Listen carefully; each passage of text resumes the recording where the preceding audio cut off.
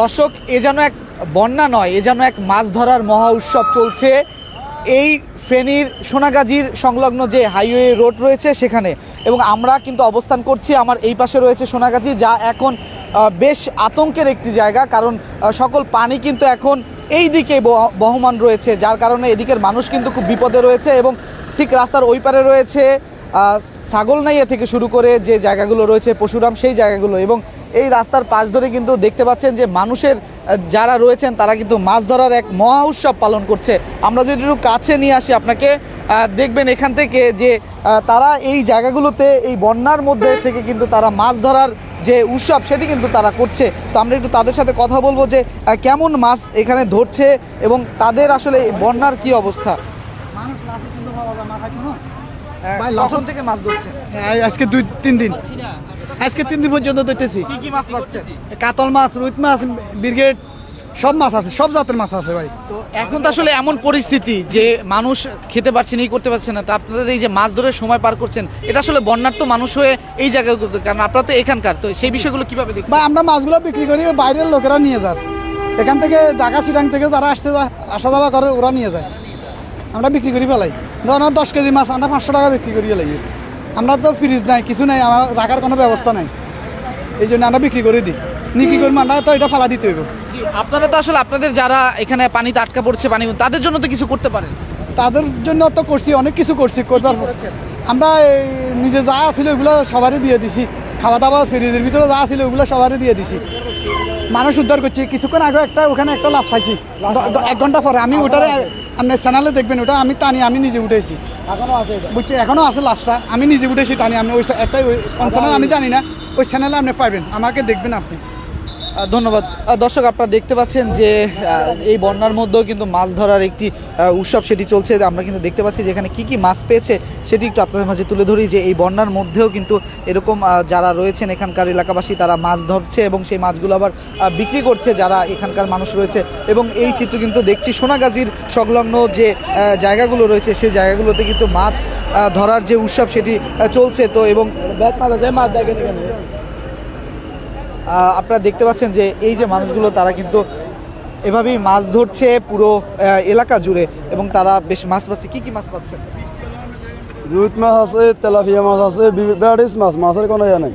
তো আপনাদের যারা এই এলাকাবাসী যারা রয়েছে তারা যে পানিবন্দী অবস্থায় রয়েছে তাদের জন্য কিছু করেছেন কিনা? আমরা নিজেরাও পানিবন্দী, আমরা এসে এখানে জাল মারতাম। আমরা আজকে বৃহস্পতিবার থেকে আমরা মসজিদে আছি, এখন এসে জাল মারতাম। এখানে মাছ আমরা খাইতে পারতেছি না, এখানে বিক্রি করি ফেলাই। বিক্রি করে টাকা দিয়ে কি করেন? এই টাকা দিয়ে এখন খাবার কিছু নিয়ে যাবো, কিছু নিয়ে যাবো। কি কি মাছ পেয়েছেন? এই ধরেন রুই, মির্গা, তেলাপিয়া, সরপুরি, এইগুলা। আমরা আজকে কয়েকদিনে পানি বন্ধ, আমাদের ছেলে মেয়ে অনেক কষ্ট করতেছে। আমরা এখন জাল মারি, এগুলা বিক্রি হয়ে ছেলে মেয়েরা খাবার লই যাই। দর্শক, যেমনটা শুনছিলেন যে এখানে যারা রয়েছেন তারা কিন্তু এই মাছগুলো বিক্রি করে সেই টাকা দিয়েই কিন্তু তারা তাদের সংসারে যারা রয়েছেন তারা কাজ করছে। এবং আপনারা দেখতে পাচ্ছেন যে এই জায়গাগুলো কিন্তু এখনো একতলা পানির নিচে, টিনসের যেগুলো রয়েছে সব কিন্তু আসলে পানির নিচে ডুবে আছে। এবং আপনারা দেখতে পাচ্ছেন যে এই জায়গাগুলোতে পানির বেশ স্রোত থাকার কারণে তারা এখানে বেশ মাছ ধরছে।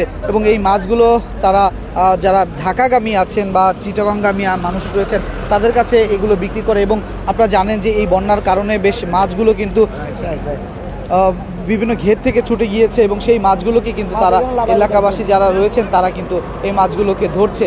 এবং এই চিত্র কিন্তু আমরা দেখছি, এবং সেখানে কিন্তু দেখতে পাচ্ছেন এভাবেই মাছ ধরার উৎসব চলছে। একসাথে 3-4টা করে জাল কিন্তু এভাবে ফেলছে একই জায়গায়, একইভাবে কেন্দ্র করে।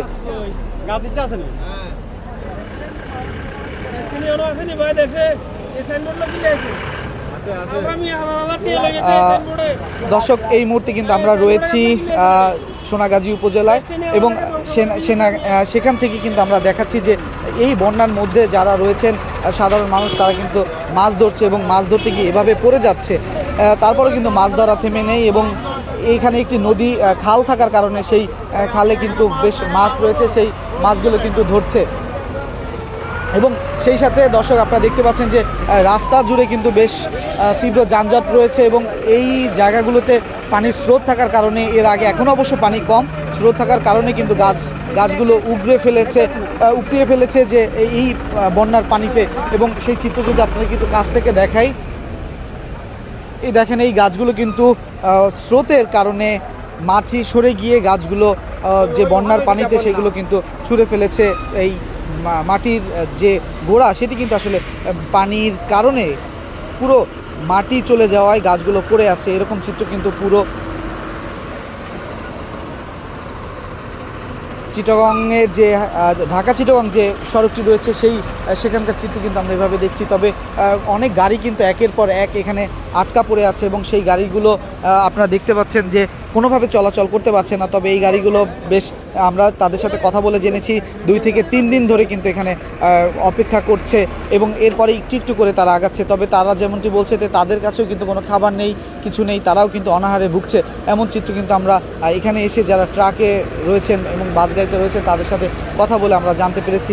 এবং আপনাদেরকে যদি একটু এই সাইডগুলো দেখাই যে এখানে আসলে কি অবস্থা, সোনাগাজীর অবস্থা কিন্তু এখন খুব খারাপ, কারণ সেখানে বেশ অসংখ্য পরিমাণ মানুষ কিন্তু পানিবন্দী হয়ে রয়েছে এবং এটি রাস্তার পাশে হওয়ার কারণে এখানে হচ্ছে এই অবস্থা।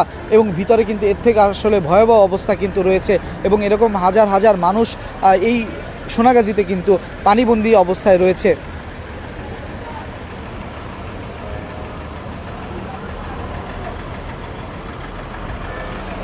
দর্শক, আপনারা যেমনটি দেখছিলেন যে এই যে মাছগুলো ধরছে, আমরা আরও 2-1জনের সাথে কথা বলবো এবং এই মাছগুলো ধরে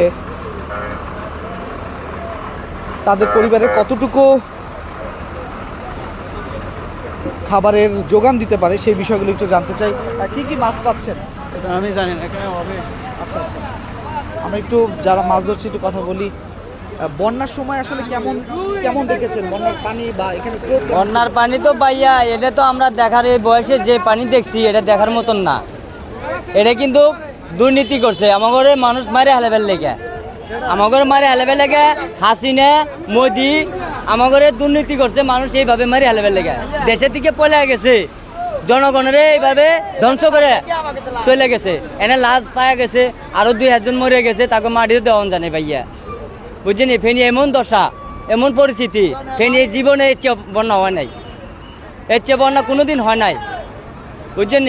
আমরা যা কষ্ট করতেছি দুঃখী মানুষ নিয়ে, এটা কিছু বলার কিছু নাই ভাইয়া। খাবার দাবার পাচ্ছেন কিনা?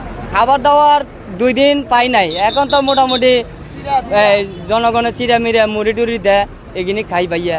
এখন কি করুম, ভাত তো ঘরের মধ্যে হানি, এখন ঘরে থাকার মতন কোনো কায়দা নাই। এখন সরকারে যে রাষ্ট্রপতি এখনকার হয়েছে ডাক্তার ইউনূস, এত সহযোগিতা করতেছে বহুত মানুষে জানমাল রক্ষা করার লেগে, কত করব, তারা কত করব, তারপরেও নিজেরা যতটুকু পারি সব থাকি সেভ করে। আমার এই আবেদন বাংলাদেশের সরকারের কাছে, বাইরের রাষ্ট্রের কাছে আমাকে হেল্প করুক। দর্শক, যেমনটা দেখছিলেন এখানে যারা বন্যার্ত মানুষ রয়েছে তারা যেমনটি বলছে সেই কথাগুলো কিন্তু আপনাদের মাঝে তুলে ধরছিলাম এবং আপনারা কিন্তু দেখছিলেন।